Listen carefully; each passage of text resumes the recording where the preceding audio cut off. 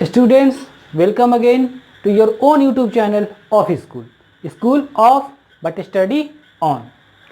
आज हम लोग एक काफ़ी इंटरेस्टिंग और काफ़ी कंसेप्चुअल चीज़ समझने वाले हैं फिजिक्स में। ये डेली लाइफ में भी हमेशा अप्लीकेबल होता है। आप डेली के ये चैप्टर ये टॉपिक पढ़ने के बाद में इसका अप्लीकेशन आप डेली लाइफ में हर जगह देख सकते हो। इसी टॉपिक को डिस्कस करने वाले हैं। उस टॉपिक को पहले एक स्टोरी से हम लोग समझने की कोशिश करते हैं। आप ऐसे समझो ना कि कोई एक व्हीकल है, बस है या कुछ भी इस तरीके की व्हीकल है, वो ऐसे मूव कर रही है, ठीक है, मूव कर रही है इस डायरेक्शन में। और सामने क्या है ना कि कोई एक हाउस है, ठीक है, कोई ऐसा आप समझ लो कि कोई एक हाउस है।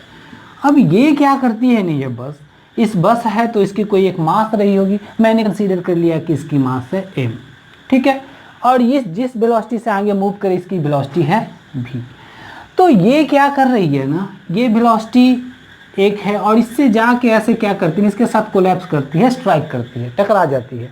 एक कंडीशन है जिसमें इसकी मास है m और ये वेलोसिटी v के साथ जाके इससे टकराती है। एक से कि यही बस है, इस कंडीशन में मैंने इसके वेलोसिटी को माना v। अब दूसरा कंडीशन है कि यही बस फिर से क्या करती है कि ऐसे चल रही है और चलते चलते फिर से क्या करती है, इसी तरीके का एक घर है, वो उससे भी ऐसे ही टकराती है। पहले वाले कंडीशन में जो इसकी वेलोसिटी की बात करें वो v थी, यहाँ पे वेलोसिटी या इसे आप समझ लो कि v1 है और यहाँ पे मास तो सेम ही है, मास तो कांस्टेंट रहने वाली है और इसकी वेलोसिटी हमने यहाँ पे समझ लिया कि वो v2 है। और यहाँ पे सिचुएशन मैंने क्या बताया कि v1 is greater than v2 और यहाँ पे जो v1 है ना वो v2 से ग्रेटर है। मतलब ये यदि 10 किलोमीटर पर आवर की स्पीड से चल रही थी तो इसे हम समझते हैं कि वो 10 से कम कुछ भी हो सकता है, 9, 6, 7 आप कुछ भी कंसीडर कर लो कि ये जो v2 है वो 10 किलोमीटर पर आवर के कम स्पीड से या वेलोसिटी से मूव कर रही है। अब आपको ये बताना है कि जब ये दोनों बस पहले एक सिचुएशन फर्स्ट था जिसमें ये इस हाउस के साथ कोलैप्स करती है, सेकेंड जिसमें ये इस हाउस के साथ कोलैप्स करती है। तो आपको ये बताना है कि इन विच सिचुएशन बस क्रिएट मोर डैमेज। इस कंडीशन में बस ज़्यादा डैमेज क्रिएट करेगी या फिर ऊपर वाले, इन सिचुएशन 1 या सिचुएशन 2।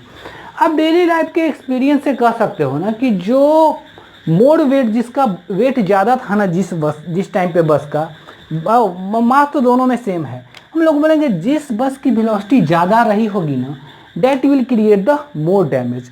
मीन्स इस वाले सिचुएशन में वेलोसिटी ज़्यादा है तो ये घर जो है ना ये ज़्यादा डिस्ट्रॉय हो जाएगा। एज कभी इसका हो सकता है कि एक पार्ट ही सिर्फ ब्रेक करे, लेकिन इसका हो सकता है कि पूरी तरह डैमेज हो जाएगा।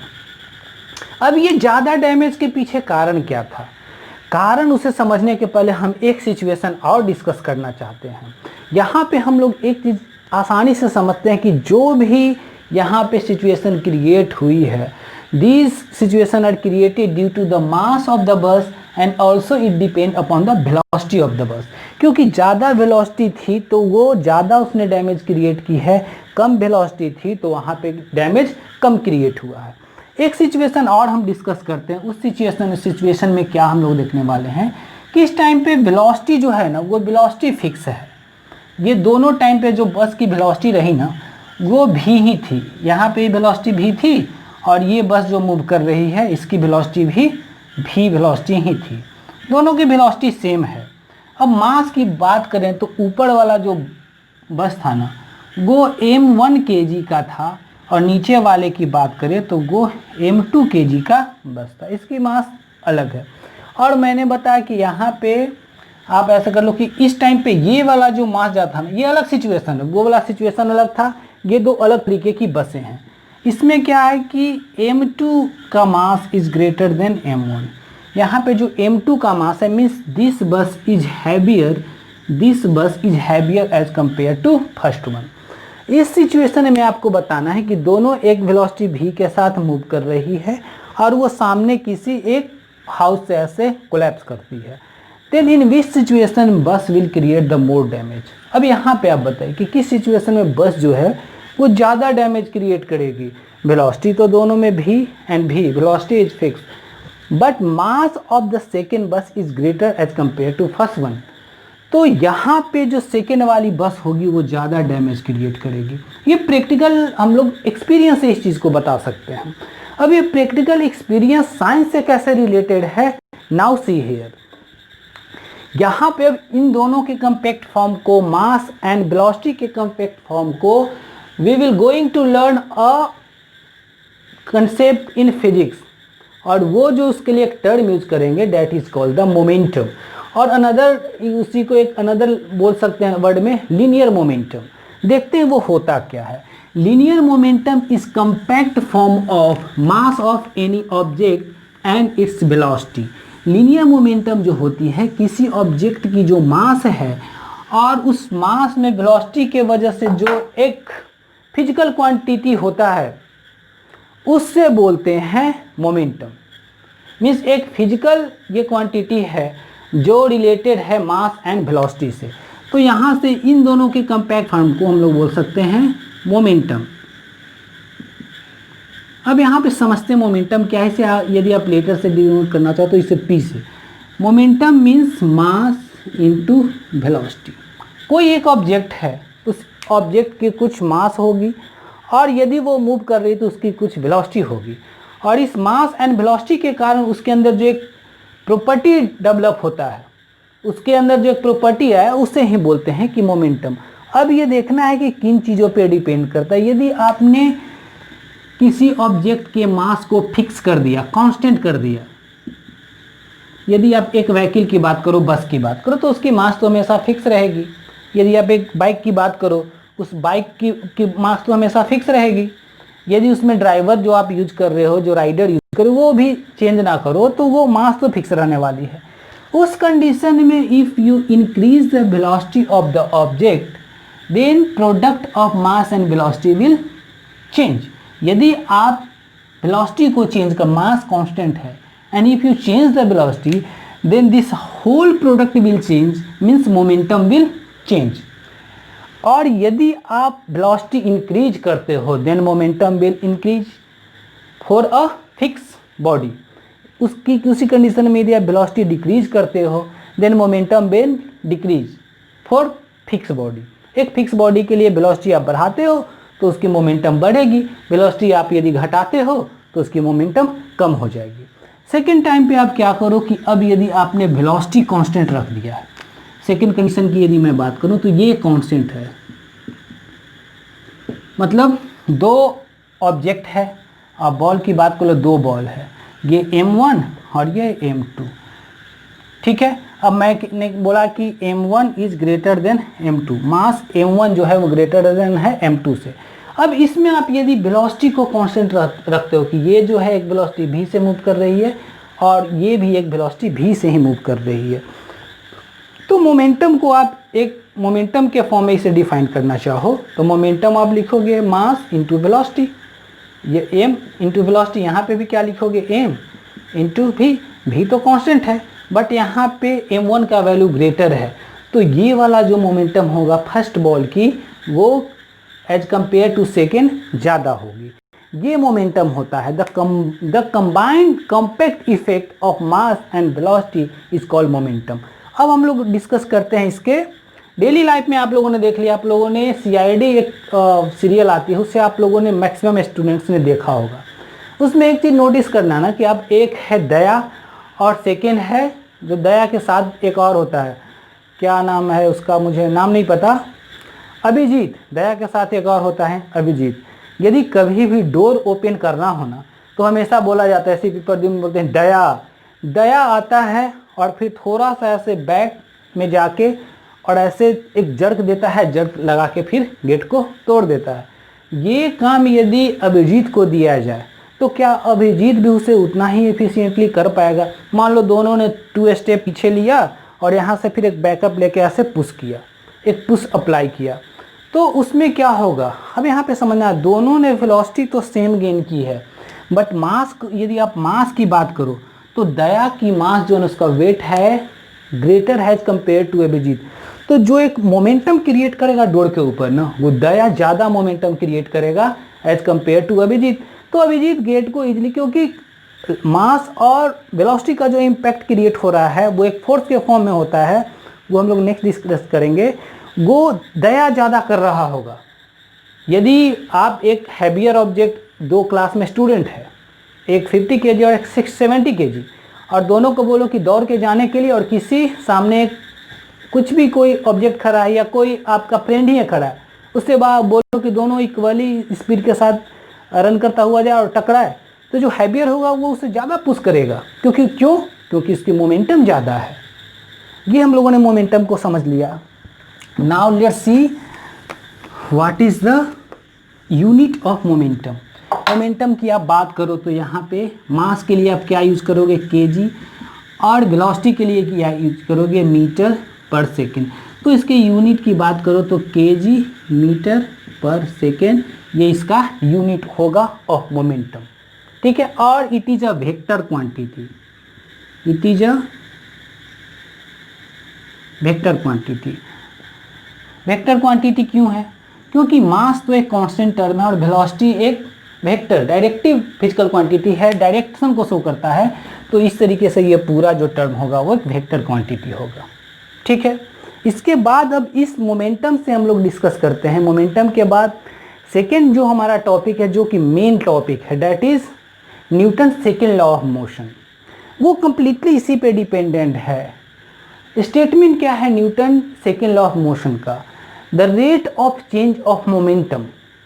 ये मोमेंटम आपने समझा कोई एक बॉडी है, ठीक है, वो बॉडी मूव कर रही है, उसकी कुछ मास है और वेलोसिटी है। इनिशियल वेलोसिटी कुछ थी और मूव करते करते उसने एक फाइनल वेलोसिटी कुछ गेन की है। तो स्टेटमेंट क्या है? The rate of change of momentum of a body is directly proportional to applied force and force will applied in the same direction of the momentum or momentum will created in the same direction of the applied force। ये जो एक object है उसकी, इसे diagram से यदि आप समझें तो ऐसे समझ सकते हैं। पहले मैं डायग्राम से इसे समझाने की कोशिश करता हूँ, उसके बाद इसके फॉर्मूले की डेरिवेशन के ऊपर समझेंगे। पहले मैंने बताया कि आप एक कोई ऑब्जेक्ट है, जैसे आप यहाँ पे एक बॉल को कंसीडर कर लो, बॉल या फिर एक व्हीकल को ही कंसीडर करते हैं।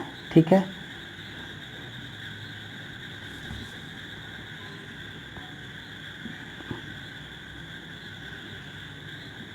इस बार मैं कार बना रहा हूँ। ठीक है, अभी बस था, बार बार बस ही नहीं, इस बार कार। ठीक है, ये कार है जो ऐसे मूव कर रही है। मूव करते समय ये कुछ वेलोसिटी, मान लो u वेलोसिटी से ऐसे मूव कर रही थी, मूव करते हुए आ रही थी। पीछे से क्या किया ना, किसी ने काफ़ी स्लोली मूव कर रही थी, तो क्या किया ना, कुछ आपने और कुछ आपके फ्रेंड ने इसे पीछे से पुश किया। पुश करने के बाद इसने क्या किया है, इस पे एक पुश किया, मीन्स आपने पुश मीन्स क्या, force, because force is always act in the form of push और पुल। आपने पुश किया, इस पे आपने एक फोर्स अप्लाई किया, और ये फोर्स आपने कुछ टाइम तक इस पे अप्लाई किया, मान लो आपने t टाइम तक इस पे फोर्स अप्लाई किया। उसके बाद ये जो कार है ना, वो मूव करके यहाँ पहुँच जाती है। ठीक है, यहाँ पहुँचने में फिर इसने जो टाइम लिया है ना, वो जो टोटल टाइम यहाँ से यहाँ पहुँचने में इसे लगा है, वो टोटल टाइम समझ लो वो t लगा है। ठीक है, और अब जो इसकी वेलोसिटी हो गई, वो वेलोसिटी हो गई है v। इसकी मास की बात करो आप, तो मास तो आप m1 और इसकी मास मान लो m2, ये फिक्स था। मास ये दोनों जगह पे मास m ही होगा, मास फिक्स है। वेलोसिटी u से एक वेलोसिटी हो चुका है v। अब यहाँ पे समझना है कि इसके मोमेंटम के फॉर्म में इसे समझो। ऐसे समय आपने पहले से कोई वेलोसिटी u के साथ मूव कर रही थी, आपने पीछे से उसे पुश किया, means you have applied a force on the car and then it change velocity and now final जो वेलोसिटी हो गई है वो v। u मीटर पर सेकेंड की थी और अब जो ये हो गई है v मीटर पर सेकेंड की, इसने वेलोसिटी गेन कर ली है। अब यदि मोमेंटम की आप बात करो तो पहले इसकी हम इनिशियल कंडीशन में मोमेंटम की बात करें। इनिशियल कंडीशन को यदि हम P1 से दिखाएं तो इसके मोमेंटम को यदि आप डिफाइन करो तो P1 equal m into you, आप ये लिख सकते हो। इसकी इनिशियल मोमेंटम ये रही होगी। फाइनल मोमेंटम जब यहाँ पे पहुँचा है, इस टाइम पे जो इसकी मोमेंटम रही होगी वो कितनी रही होगी? भी फाइनल मोमेंटम यही रही होगी। अब इस मोमेंटम में चेंज हुई है। अब ये चेंज किसके कारण हुआ है? ड्यू टू अप्लाइड फोर्स, आपने एक फोर्स अप्लाई किया, उसके कारण ही इसमें एक मोमेंटम में चेंज हुआ है। न्यूटन्स लॉ का स्टेटमेंट क्या है? The change in momentum is directly proportional to applied force. मैंने यहाँ पे एक फोर्स अप्लाई किया, इस अप्लाई फोर्स के कारण इसके मोमेंटम में चेंज हुआ, और इस चेंज में जो टाइम लगा है वो टी है। तो हमें मैथमेटिकल फॉर्म में यही दिखाना होगा कि चेंज मोमेंटम में कितना हुआ, और उस मोमेंटम को चेंज होने में टाइम कितना लगा, और यूनिट टाइम में वो चेंज कितना हुआ है। तो हम यहाँ पे यदि आप इसे लिखना चाहो, change in momentum, change in momentum की बात करो तो क्या लिखोगे? P2 माइनस P1, यही लिखेंगे। P2 के जगह पे आप क्या लिखेंगे? mv माइनस mu लिखेंगे। ठीक है। अब ये मोमेंटम में चेंज हुआ, यूनिट टाइम में कितना चेंज हुआ है? यूनिट टाइम में यदि आप बात करो, चेंज इन मोमेंटम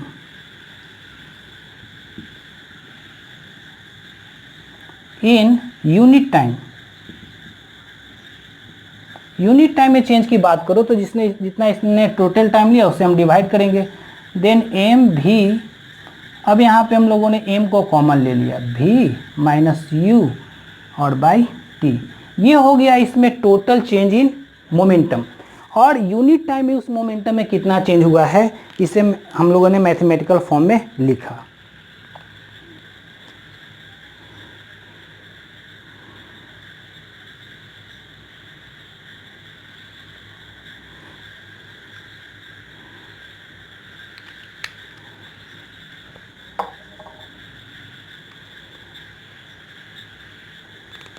अब यहाँ पे इस मैथमेटिकल टर्म को थोड़ा और इलेबोरेट करो तो यहाँ पे हम लोग इसे क्या लिख सकते हैं? एम और ये v minus you by T, पता है ये क्या होता है? ये होता है एक्सेलरेशन, ये होता है एक्सेलरेशन। तो यहाँ पे यदि हमने क्या देखा कि चेंज इन मोमेंटम को हमने इस तरीके से डिफाइन कर दिया। इस तरह से डिफाइन करने के बाद यदि इससे आप Newton second law of motion के स्टेटमेंट के साथ कंपाइल करना चाहो ना, तो Newton second law of motion का जो स्टेटमेंट था वो कुछ इस तरीके का था कि चेंज इन मोमेंटम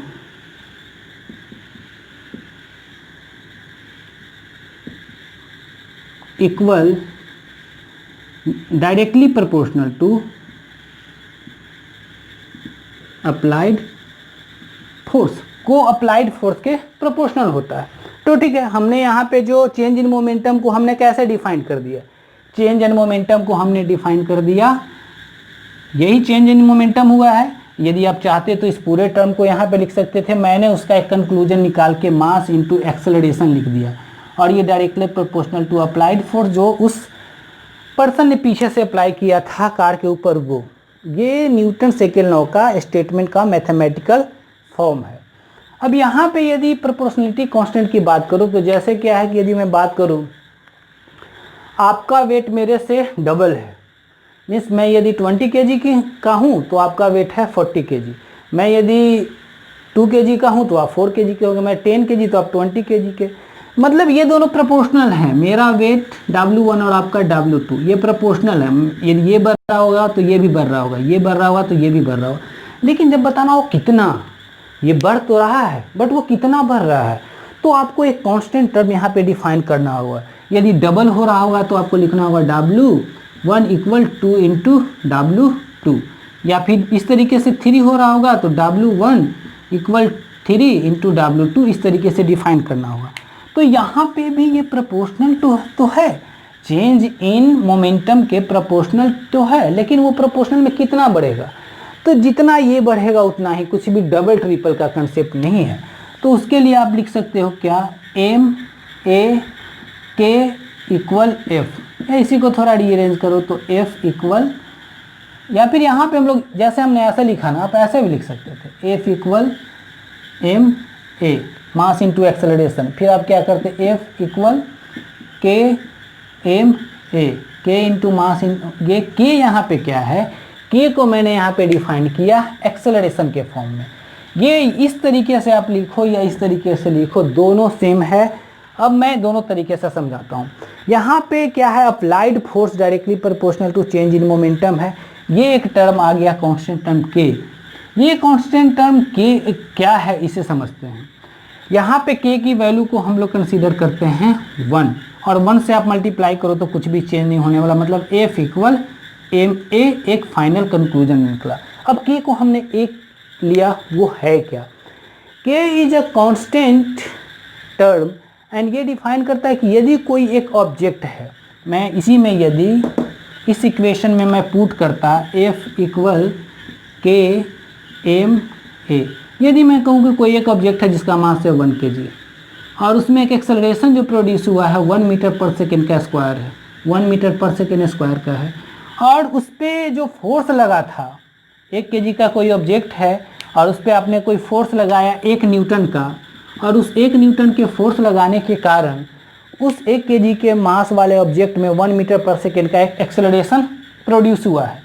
तो वो जो फोर्स लग रहा होगा वो हो रहा हो कितने, वो जो इम्पैक्ट, ये इस कैलकुलेशन को यदि आप करो तो यहाँ पे आपको के का वैल्यू जो मिला, के को आप ऐसे ही कांस्टेंट रखो तो के का जो वैल्यू मिलेगा के इक्वल 1, मीन्स के यहाँ पे वो फोर्स है, एक यूनिट फोर्स, और ये जो भी आने वाला आइडेंटिटी उसके मल्टीपल के फॉर्म में ही आएगा। मीन्स के यहाँ पे क्या है, फोर्स एक्सपीरियंस, या कहें कि acceleration experience by an object of mass 1 kg when it pushed by a force of 1 Newton.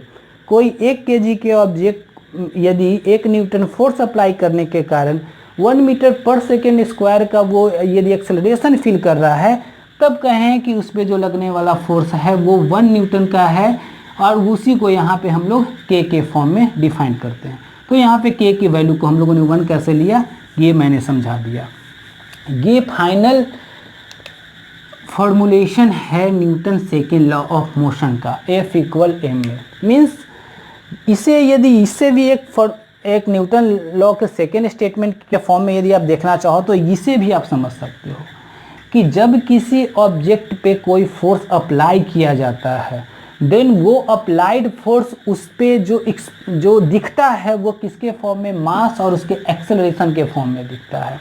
Means mass तो फिक्स रहने वाली क्वांटिटी है, कांस्टेंट, मीन्स वो फोर्स उस पे एक्सेलरेशन के फॉर्म में दिखेगा। मीन्स उसके एक्सेलरेशन, वो बॉडी एक्सेलरेट करती हुई दिख रही होगी, मीन्स उसकी वेलोसिटी चेंज हो रही होगी फोर्स अप्लाई करने से। या दूसरे तरीके से बोलो कि कोई एक मास है, कोई ऑब्जेक्ट है जिसका मास है m, और उसमें जितना ज़्यादा एक्सेलरेशन होगा, वो बॉडी जितना ज़्यादा एक्सेलरेट कर रही होगी वो उतना ही ज़्यादा फोर्स एग्जर्ट कर सकती है किसी ऑब्जेक्ट पे। दोनों तरीके से बोल सकते हैं कि कोई एक ऑब्जेक्ट है, जैसे मैंने क्या बताया कि एक वॉल है, वॉल के सामने 2 स्टूडेंट हैं दौड़ते हुए आ रहे हैं, दौड़ते हुए आए तो एक का जो एक्सेलरेशन था, एक का एक्सेलरेशन था मान लो 5 मीटर पर सेकेंड स्क्वायर का, सेकेंड था उसका एक्सेलरेशन था 7 मीटर पर सेकेंड स्क्वायर का। अब यहाँ पे सामने वॉल से जो, मान लो कि वॉल इस तरीके का है ना कि मडी वाटर का है, आप इसमें स्टिक हो सकते हो, ये सामने से स्ट्राइक किया और ये कौन इस पे ज़्यादा फोर्स अप्लाई कर रहा होगा। फोर्स की आप बात करो, मास दोनों जो लड़का था, दोनों जो पर्सन था उसका मास मान लो कि आप 50 kg और इसकी भी 50 kg, तो दोनों जो स्ट्राइक करेगा ना, मास तो फिक्स है, तो जिसका ज़्यादा एक्सेलरेशन वो इस पर ज़्यादा फोर्स अप्लाई करेगा और वो ज़्यादा पेनिट्रेट करेगा, ज़्यादा अंदर तक धंस जाएगा। ये था। सेकेंड मैंने बताया कि अब यहाँ पे मास है, 2 मास की मैं बात करूँ, एक 50 kg और एक 40 kg, दोनों पे एक फोर्स सेम अप्लाई किया गया है, मान लो 100 न्यूटन का, इस पे भी 100 न्यूटन का और इस पे भी 100 न्यूटन का फोर्स अप्लाई किया गया है इस डायरेक्शन में। अब बताओ फोर्स अप्लाई करने के बाद जो एक्सेलरेशन क्रिएट होगा इस ऑब्जेक्ट में और इस ऑब्जेक्ट में, विच ऑब्जेक्ट एक्सेलरेट मोर, कौन सा ऑब्जेक्ट ज़्यादा एक्सेलरेट हो रहा होगा। तो एक्सेलरेट होने के लिए क्या करना है, फोर्स तो सेम अप्लाई हो रहा है, मीन्स मास एंड एक्सेलरेशन का प्रोडक्ट फिक्स होना चाहिए, मास एंड एक्सेलरेशन का प्रोडक्ट फिक्स होना चाहिए।